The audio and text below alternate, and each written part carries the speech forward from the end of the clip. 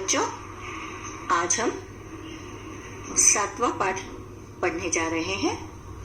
पाठ का नाम है दान का हिसाब और इसके लेखक है श्री सुकुमार राय। एक था राजा। राजा जी लक दक कपड़े पहनकर यूं तो हजारों रुपए खर्च करते रहते थे, पर दान के वक्त उनकी मुट्ठी बंद हो जाती थी।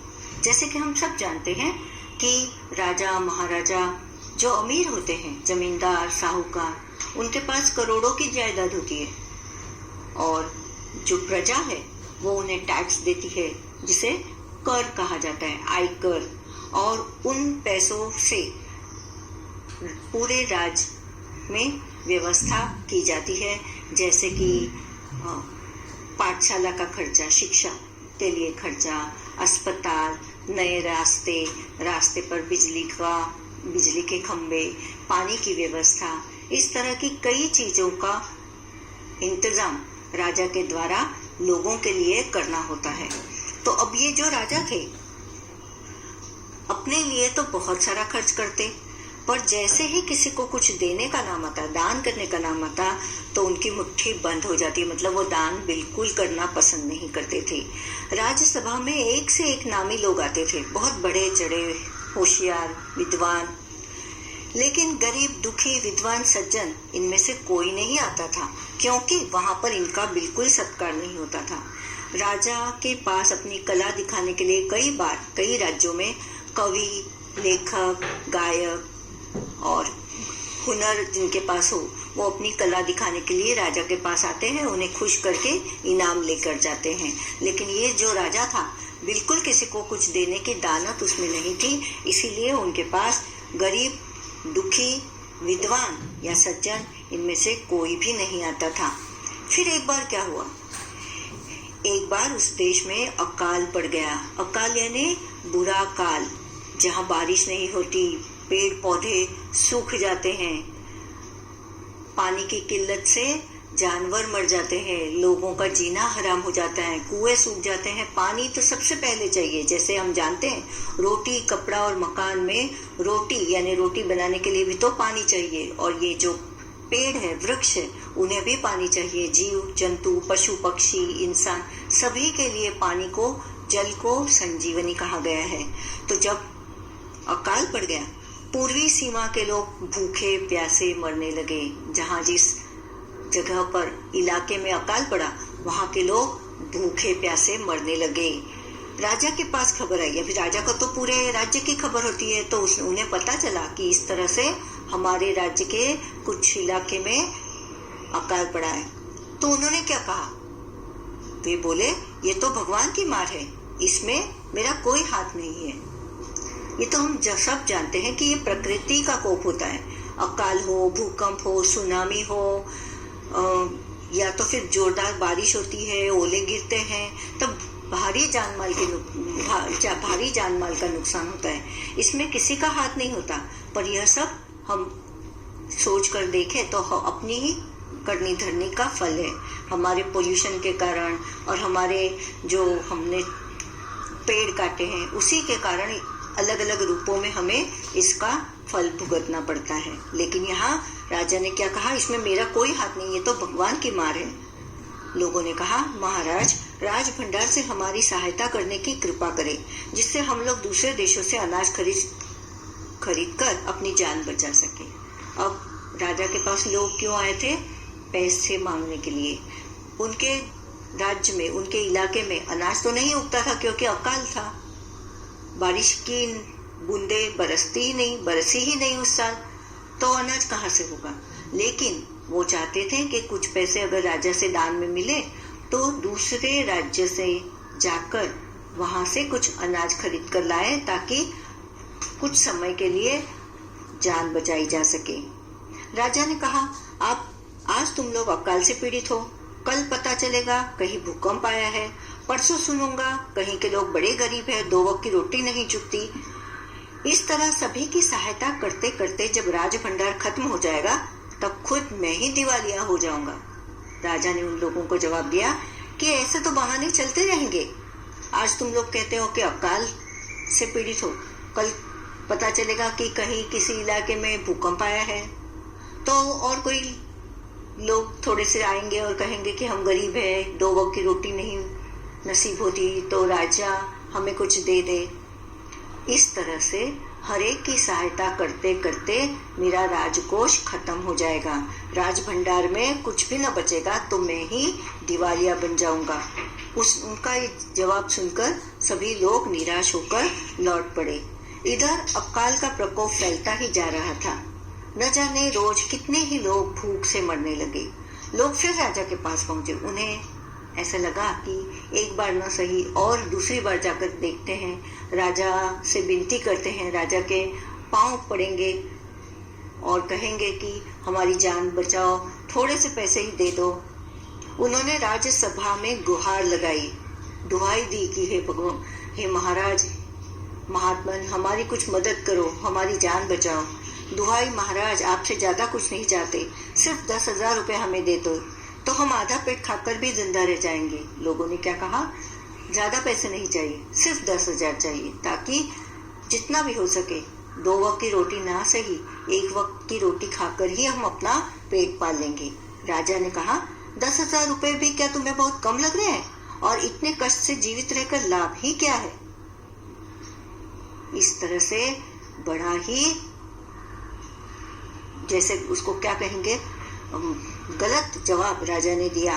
क्या कहा कि 10,000 क्या तुम्हें कम लग रहे हैं? और इतनी मुश्किल से 1 वक्त खाकर जीना, उससे क्या लाभ होगा? मतलब राजा अलग अलग बहाने बना रहा था, उसे लोगों को पैसे देने नहीं थे, इसीलिए इस तरह से टुच्चा सा जवाब दे दिया। एक व्यक्ति ने कहा, महाराज की कृपा से लाखों रुपए राजकोष में मौजूद है, जैसे धन का सागर हो, उनमें से 1 आध लोटा ले लेने से महाराज का क्या नुकसान हो जाएगा? एक गरीब ने क्या कहा, एक व्यक्ति ने, कि महाराज की कृपा से, अभी ऐसा कहा जाए कि महाराज के पास बहुत पैसे हैं तो महाराज को गुस्सा आ सकता है, इसीलिए उन्होंने कहा, उसने, कि महाराज की कृपा से, भगवान की दया से राजकोष में लाखों रुपए हैं। तो लाखों रुपए कैसे हो है? जैसे धन का सागर हो, मतलब बहुत सारे पैसे। अगर धन के सागर में से 1 आध लोटा, मतलब थोड़े से पैसे अगर हम ले ले, तो क्या बड़ा नुकसान हो जाएगा? राजा ने कहा, राजकोष में अधिक धन है, तो क्या उसे दोनों हाथों से लुटा दूं? तुम क्या चाहते हो?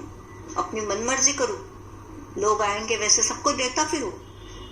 एक अन्य व्यक्ति ने कहा, महल में प्रतिदिन हजारों रुपए इन सुगंधित वस्त्रों, मनोरंजन और महल की सजावट में खर्च होते हैं। वो उन्होंने शुरुआत में ही बताया था कि महाराज खुद पर, अपने कपड़ों पर, खाने पीने, मनोरंजन के साधनों पर बेहिसाब खर्च कर रहे थे, लेकिन किसी को कुछ देने की बारी आई तो उनके हाथों से 1 पाई भी नहीं छूटती थी। तो एक व्यक्ति ने क्या कहा, महल में प्रतिदिन, हर रोज हजारों रुपए खर्च होते हैं। किस पर? सुगंधित कपड़ों पर, मनोरंजन पर, महल की सजावट पर। यदि इन रुपयों में से ही थोड़ा सा धन जरूरतमंदों को मिल जाए तो उन दुखियों की जान बच जाएगी। अब सीधे सीधे किसी व्यक्ति ने उनकी अय्याशी पर उंगली रख दी कि तुम तो इतना खर्चा करते हो अपने लिए, अच्छे अच्छे कपड़े, इत्र, मनोरंजन के साधन, और हम गरीब की जान भी बचाने के लिए थोड़े से पैसे हमने मांगे तो तुम मना कर रहे हो। यह सुनकर राजा को क्रोध आ गया। वह गुस्से से बोला, खुद भिखारी होकर मुझे उपदेश दे रहे हो? मेरा रुपया है, मैं चाहे उसे उबाल कर खाऊं चाहे तल कर, मेरी मर्जी। मतलब राजमहल में तुम मुझे बोलने का अधिकार नहीं रखते। खुद भिखारी हो, अपनी हैसियत से रहो, और मेरा पैसा है, इन सारे पैसों पर मेरा अधिकार है, तो ये पैसा मैं चाहे इसे उबाल कर खाऊं या तल कर, मेरी मर्जी होगी। तुम अगर इसी तरह बकवास करोगे तो मुश्किल में पड़ जाओगे, इसीलिए इसी वक्त तुम चुपचाप खिसक जाओ, यहाँ से रफा दफा हो जाओ, आना मत, दोबारा अपना मुंह मत दिखाना, नहीं तो भारी पड़ जाएगा। राजा का क्रोध देखकर लोग वहां से चले गए। राजा हंसते हुए बोला, छोटे मुंह बड़ी बात अगर 200 100 200 रुपए होते तो एक बार सोच भी सकता था, पहरेदारों की खुराक 2-4 दिन कम कर देता। देखा, खुद पर तो खर्चा कम करने की उनकी बिल्कुल तैयारी न थी। उन्होंने सोचा कि 100-200 रुपए अगर किसी को देने हैं तो ठीक है, पहरेदारों को थोड़ा कम खाना देकर वो पैसा मैं बचा लूंगा। लेकिन यहाँ और यह रकम पूरी भी हो जाती, मगर 100-200 से इन लोगों का पेट नहीं भरेगा। एकदम 10,000 मांग बैठे। सचमुच था, बहुत सारे लोग थे, उनका खर्चा इतना होना व्याजबी था। तो 10,000 रुपए राजा के लिए कोई बड़ी रकम नहीं थी, क्योंकि उसके पास हजारों रुपए थे। राजकोष पैसों से भरा हुआ था, अटा पड़ा था। लेकिन राजा क्योंकि दान देना ही नहीं चाहता था, किसी गरीब जरूरतमंद की मदद ही नहीं करना चाहता था, उसने ऐसा कहा, छोटे लोगों के कारण नाक में दम हो गया, मतलब मैं तंग आ गया हूँ। यह सुनकर वहां उपस्थित लोग हाँ कहकर रह गए, मगर मन ही मन उन्होंने भी सोचा, राजा ने ये ठीक नहीं किया। जरूरतमंदों की सहायता करना तो राजा का कर्तव्य है। एकदम सही। राजा जो होता है जनता का सेवक होता है, ना ही मालिक। जनता के सुख दुखों में बराबर का हिस्सेदार होता है। गरीब जनता के दुखों का निवारण करना, दुखों को दूर करना राजा का कर्तव्य है। 2 दिन बाद न जाने कहां से एक बूढ़ा सन्यासी राजसभा में आया। उसने राजा को आशीर्वाद देते हुए कहा, दाता कर्ण महाराज, बड़ी दूर से आपकी प्रसिद्धि सुनकर आया हूँ। सन्यासी की इच्छा भी पूरी कर दी। अपनी प्रशंसा सुनकर राजा बोला, जरा पता तो चले तुम्हें क्या चाहिए, यदि थोड़ा कम मांगो तो शायद मिल भी जाए। इस तरह सन्यासी ने पहले तो उसे कर्ण कहा राजा को, और दूर से आपकी प्रसिद्धि, आपका नाम सुनकर आया हूँ, ऐसा कहकर उसको थोड़ा सा खुश कर दिया। राजा ने पहले ही कहा, ठीक है, मैं तुम्हारी इच्छा पूरी कर दूंगा, लेकिन थोड़ा कम ही मांगना। सन्यासी ने कहा, मैं तो सन्यासी हूँ, मैं अधिक धन का क्या करूंगा। मैं राजकोष से 20 दिन तक बहुत मामूली भिक्षा प्रतिदिन लेना चाहता हूँ। मेरा भिक्षा लेने का नियम इस प्रकार है। तो क्या था उसका नियम? मैं पहले दिन जो लेता हूँ, दूसरे दिन उसका दुगना, फिर तीसरे दिन उसका दुगना, फिर चौथे दिन तीसरे का दुगना, इसी तरह से प्रतिदिन दुगना लेता जाता हूँ। भिक्षा लेने का मेरा यही तरीका है। राजा बोला, तरीका तो समझ गया, मगर पहले दिन कितना लेंगे, यही असली बात है। 2-4 रुपयों से पेट भर जाए तो अच्छी बात है, मगर एकदम से 20-50 मांगने लगे तो 20 दिन में काफी बड़ी रकम हो जाएगी। सन्यासी बुद्धिमान थे, वे जानते थे राजा की हैसियत को और राजा की दानत को भी जानते थे। उन्हें पता था कि बड़ी रकम मांगने से राजा देने से रहा। तो उन्होंने क्या कहा? सन्यासी ने हंसते हुए कहा, महाराज मैं लोभी नहीं हूँ, आज मुझे 1 रुपया दीजिए, फिर 20 दिन तक दुगने करके देते रहने का हुक्म दे दीजिए। तो मैं इस तरह से रोज आज जितनी रकम ली है उसके दुगने दूसरे दिन ले जाऊंगा और दूसरे दिन के दुगने तीसरे दिन ले लूंगा। यह सुनकर राजा, मंत्री और दरबारी सभी की जान में जान आई। क्यों? यह तो बहुत कम रुपया था, 1 रुपया, और दूसरे दिन 2 रुपया। बहुत बड़ी बात तो थी नहीं। राजा ने हुक्म दे दिया कि सन्यासी के कहे अनुसार 20 दिन तक राजकोष से उन्हें भिक्षा दी जाती रहे। सन्यासी राजा की जय जयकार करते हुए घर लौट गए। राजा के आदेश के अनुसार राज भंडारी प्रतिदिन हिसाब करके सन्यासी को भिक्षा देने लगा। अब राजकोष राजा का है, उसकी देखरेख करने वाला भंडारी होता है। और जैसे इंद्र भगवान का जो भंडारी है उसे कुबेर कहते हैं, वो उनके धन की रक्षा करता है। तो यहाँ राजा ने सन्यासी की इच्छा के अनुसार भंडारी को आज्ञा दी कि जैसे सन्यासी ने कहा है, आज 1 रुपया, उसके दूसरे दिन उसके दुगना, फिर दुगना दूसरे दिन जितना दिया है उससे और दुगना तीसरे दिन, इस तरह से इसे 20 दिन तक भिक्षा मिल जानी चाहिए। इस तरह 2 दिन बीते, 10 दिन बीते, 2 सप्ताह तक भिक्षा देने के बाद भंडारी ने हिसाब करके देखा कि दान में काफी धन निकला जा रहा है। यह देखकर उन्हें उलझन महसूस होने लगी। उलझन, थोड़ी सी गड़बड़ी लगने लगी। उन्हें लगा संकोच कि अरे मैं क्या करूं, ये तो बहुत सारा पैसा है, पहले ऐसा नहीं सोचा था। अगर राजा को पता चले तो राजा मुझे डांट लगाएगा, पर राजा ही ने तो हुक्म दिया है, क्या करूं? मुझे मंत्री जी के कानों पर ये बात डालनी चाहिए? मुझे मंत्री जी को बताना चाहिए कि इस तरह से इतने पैसे हो गए 2 सप्ताह में। फिर उसने सोचा, हाँ, मुझे मंत्री जी को ये बात बता देनी चाहिए। महाराज तो कभी किसी को इतना दान नहीं देते थे।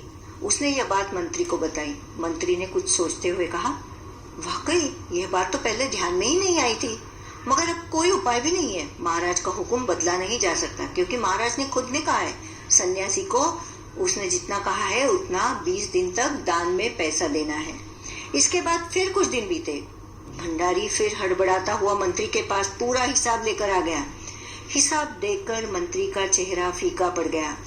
वह अपना पसीना पोंछकर, सिर खुजलाकर, दाढ़ी में हाथ फेरते हुए बोला, यह क्या कह रहे हो? अभी से इतना धन चला गया है, तो फिर 20 दिनों के अंत में कितने रुपए होंगे?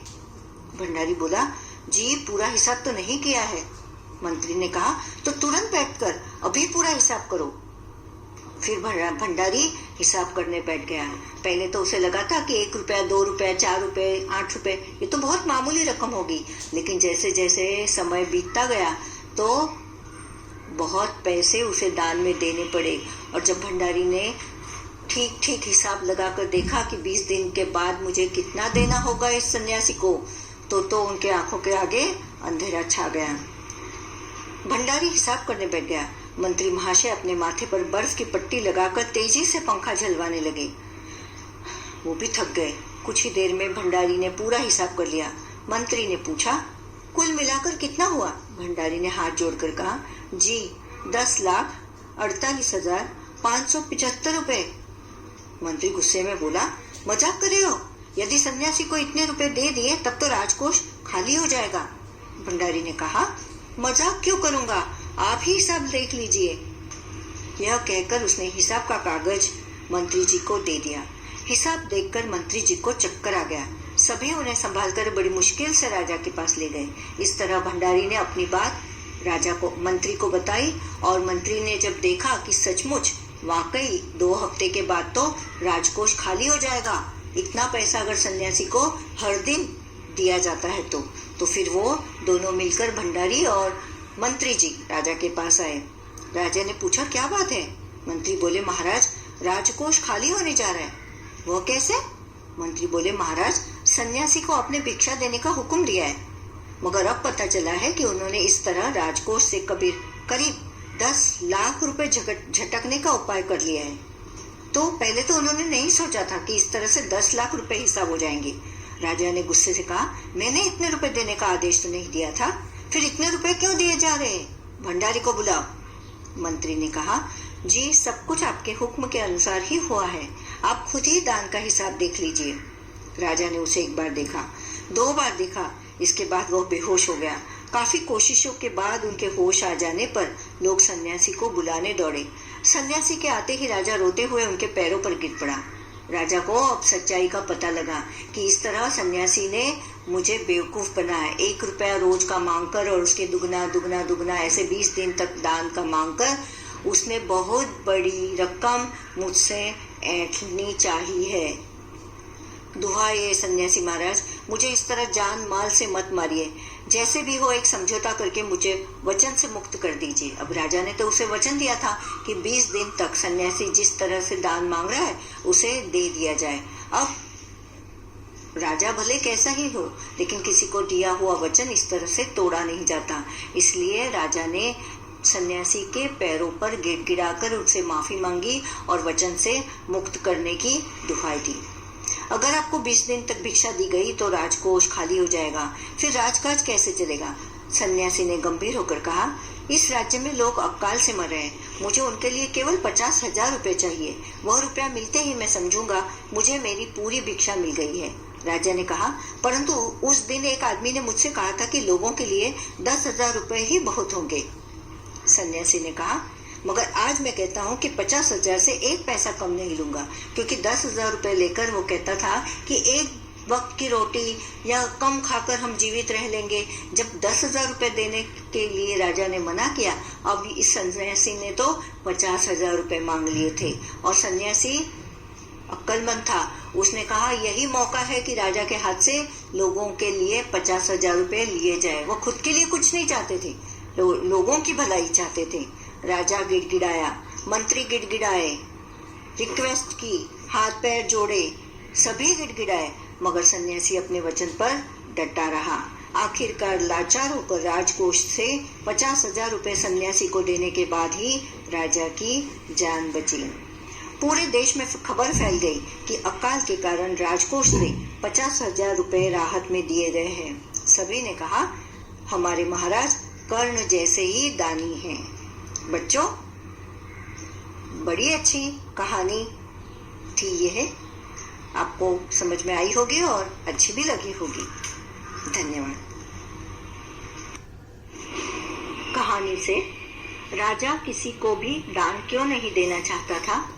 राजा अपनी सज-धज वस्त्र अलंकार पर, मनोरंजन पर हजारों रुपए खर्च करते थे, पर दान के नाम पर वे कंजूस बन जाते। उनकी मुट्ठी बंद हो जाती। उन्हें लगता दान देने से राजकोष खाली हो जाएगा। राज दरबार के लोग मन ही मन राजा को बुरा कहते थे, लेकिन वे राजा का विरोध क्यों नहीं कर पाते थे? राजसभा के लोग राजा का विरोध नहीं कर पाते थे क्योंकि राजा के क्रोधित होने का डर उन्हें रहता। अगर राजा का विरोध करेंगे तो राजा उन्हें दंड देगा। राजसभा में सज्जन और विद्वान लोग क्यों नहीं जाते थे? राजसभा में एक से एक नामी लोग आते, परंतु गरीब, दुखी, विद्वान, सज्जन इनमें से कोई नहीं आता क्योंकि वहां पर इनका सत्कार नहीं होता। सन्यासी ने सीधे सीधे शब्दों में भिक्षा क्यों नहीं मांग ली? सन्यासी चतुर था, विद्वान था, राजा का स्वभाव वह जानता था। एक बार में बड़ी रकम राजा नहीं देगा, इसीलिए उन्होंने यह उपाय सोचा। राजा को सन्यासी के आगे गिड़गिड़ाने की जरूरत क्यों पड़ी? राजा ने सन्यासी की मांग को छोटी मोटी रकम समझा, मगर बात आगे बढ़ने पर, हिसाब लगाने पर पता चला कि इस तरह से राजकोष खाली होता जा रहा है। अतः उन्हें सन्यासी के आगे गिड़गिड़ाना पड़ा। तुम नीचे दिए गए वाक्यों को किस तरह से कहोगे? दान के वक्त उनकी मुट्ठी बंद हो जाती थी का मतलब है दान की बात आती तो उनके हाथ से पैसा न निकलता। खो, हिसाब देखकर मंत्री का चेहरा फीका पड़ गया। हिसाब देखकर मंत्री बहुत डर गया। सन्यासी की बात सुनकर सभी की जान में जान आई। सन्यासी की बात सुनकर सभी को राहत महसूस हुई। लाखों रुपए राजकोष में मौजूद है जैसे धन का सागर हो। राजकोष में इतनी संपत्ति है जैसे धन का सागर। कभी कभी कुछ इलाकों में बारिश बिल्कुल भी नहीं होती। नदी, नाले, तालाब सब सूख जाते हैं।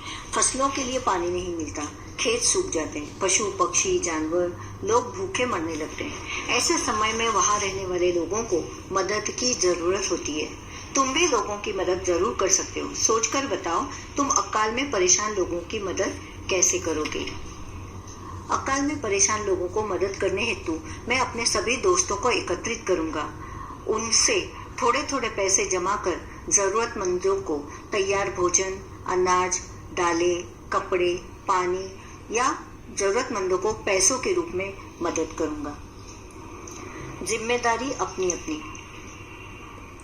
तुम्हारे विचार से राज दरबार में किसकी क्या क्या जिम्मेदारियां होगी? मंत्री की। मंत्री पर देश के हालात देखकर समय समय पर राजा को सलाह देने की जिम्मेदारी होती है। राजा के करीब होने के कारण जनता की मुश्किलों को राजा तक पहुंचाकर उसे दूर करवाना ही मंत्री का काम होता है। भंडारी। राजकोष की सुरक्षा भंडारी के हाथ होती है। राजकोष में आने वाला धन किन किन उचित कार्यों पर खर्च होता है, इस पर उसकी बारीक नजर होनी चाहिए। आय और व्यय का पूरा ब्यौरा उसके पास हो।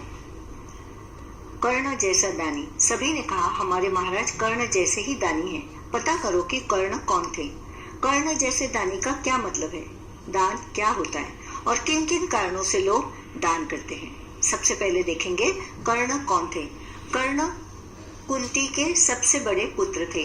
वे दानी थे। अपना कवच कुंडल भी उन्होंने दान कर दिया। इस धरती पर उनकी तुलना में कोई नहीं आता। अपना सर्वस्व दान करने में भी वे नहीं हिचकिचाए। कर्ण जैसे दानी का मतलब है जिन्होंने अपना सब कुछ दूसरों के लिए दे दिया हो, उसके जैसा। दान क्या होता है? गरीब, दुखियों रोगी, अपाहिजों और जरूरतमंदों को दिया गया धन, अनाज, कपड़े, पानी, जरूरत की चीजें दान कहलाता है। अब दान किन किन कारणों से लोग करते हैं? दान कई कारणों से करते हैं। नाम कमाने हेतु, पुण्य कमाने हेतु, परोपकार के लिए, मदद के लिए और निस्वार्थ भाव से अपना फर्ज समझकर भी दान करने वाले कई लोग हैं। कहानी और तुम।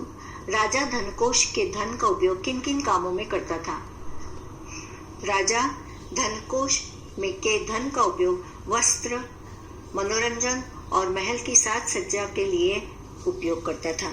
तुम्हारे घर में जो पैसा आता है वह कहाँ कहाँ खर्च होता है, पता करके देखो। मेरे घर में जो पैसा आता है वह अनाज, वस्त्र, पढ़ाई लिखाई, बिजली, पानी, घर का भाड़ा, टेलीफोन पर खर्च होता है। त्योहारों पर भी खर्च पड़ता है। अकाल के समय लोग राजा से कौन कौन से काम करवाना चाहते थे? और दूसरा सवाल है, तुम अपने स्कूल या इलाके में क्या क्या काम करवाना चाहते हो? अकाल के समय लोग चाहते हैं कि राजा दूसरे देश से अनाज मंगवाकर लोगों को उपलब्ध कराए। तालाब खोदने का काम भी हो सकता है। किसानों को बैल, बीज मुहैया करवाए जा सकते हैं। लोगों को पानी, मदद के रूप में अनाज अथवा तैयार भोजन की व्यवस्था करवाना भी राजा का ही काम होता है। तुम अपने स्कूल या इलाके में क्या क्या काम करवाना चाहते हो? मेरे स्कूल के पास बहुत सारी खाली जगह है। वहां मैं सोचता हूँ कि मैं पौधे लगवाकर उसकी देखभाल करवाऊंगा। रास्ते में डिवाइडर नहीं है, इसलिए यातायात की समस्या होती है, वो काम भी करवाना होगा। और स्वच्छता के लिए 1-2 बड़े से घूरे बनवाऊंगा ताकि कचरा यहाँ वहां पर बिखरे नहीं। राजा किसी को दान देना पसंद नहीं करता था। तुम्हारे विचार से राजा सही था या गलत? अपने उत्तर का कारण भी बताओ। राजा गलत था। इस तरह से राजा का काम ही है लोगों की मदद करना और लोग सुरक्षा, जनता की सुरक्षा, देखभाल, पालन पोषण, इन सब की जिम्मेदारी राजा की होती है। संकट के समय गरीब जनता राजा की तरफ बड़ी आशा भरी नजरों से देखती है। लोगों से आयकर यानी टैक्स वसूल कर उसका उपयोग जनता की भलाई के कामों में करना ही राजा का कर्तव्य है। और ये राजा नहीं कर रहा था, मतलब राजा गलत था। पूर्व और पूर्वी सीमा के लोग भूखे प्यासे मरने लगे। पूर्व शब्द के 2 अर्थ है। पूर्व का एक मतलब है एक दिशा और दूसरा पूर्व का मतलब है पहले। नीचे ऐसे ही कुछ और शब्द दिए गए हैं जिनके 2-2 अर्थ है। इनका प्रयोग करते हुए 2-2 वाक्य बनाओ। अभी जल पहला शब्द है, जल के बिना जीवन असंभव है। दूसरा है, आग के कारण कई जीव जंतु जलकर भस्म हुए। शब्द है मन भर चावल की कीमत हजारों रुपए हो सकती है। आज मेरा पढ़ाई करने का मन नहीं है। मगर मैंने पढ़ाई की मगर अच्छे अंक नहीं मिल सके। मगर तालाब में रहने वाली मगर के कारण लोग आतंकित थे। बच्चों, इस तरह का जो दान का हिसाब पाठ है तुम्हें जरूर पसंद आया होगा। धन्यवाद।